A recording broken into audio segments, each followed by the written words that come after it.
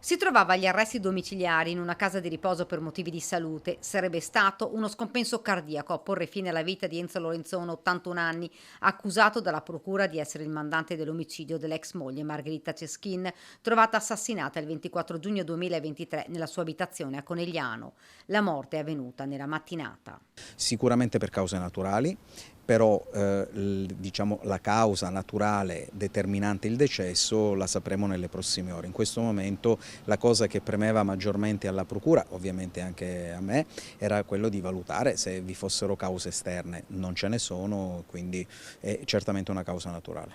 L'avvocato Crea, difensore di Enzo Lorenzone, è stato informato immediatamente del decesso. Era in costante contatto con l'imputato. Lui era sempre molto presente a se stesso, era sempre molto attento a tutto ciò che succedeva all'interno del processo, voleva essere messo al corrente con la lettura anche delle trascrizioni stenotipiche dei verbali e prima dell'udienza del 14 di luglio aveva redatto una corposa memoria manoscritta che è in mio possesso, in cui spiegava puntualmente tutti quelli che erano gli accadimenti. In quel manoscritto la verità di Lorenzon sulla morte dell'ex moglie che sarà presto presentato dall'avvocato Crea.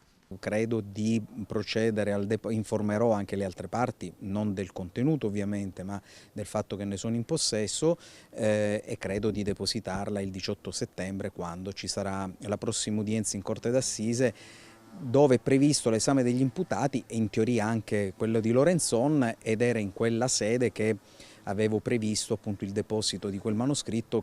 Resteremo all'interno del processo. Se sulla base delle evidenze emerse fino alla data della morte c'è una possibilità per Enzo Lorenzon di vedere riconosciuta la sua innocenza, la percorrerò. Queste le parole dell'avvocato Crea. Il processo in corte d'assise ovviamente andrà avanti per tutti gli altri imputati, esecutori materiali e intermediari. Per quanto riguarda Lorenzon, Esiste anche la possibilità che oltre a una sentenza di proscioglimento alla fine per morte dell'imputato, che possa essere chiesta, lo valuterò poi all'esito del completamento dell'istruttoria dibattimentale, se gli atti istruttori acquisiti prima del decesso, cioè fino ad oggi, consentano anche una richiesta di assoluzione nel merito per Lorenzon. i familiari di Lorenzon per ora non hanno voluto rilasciare alcuna dichiarazione a commento della morte dell'81enne.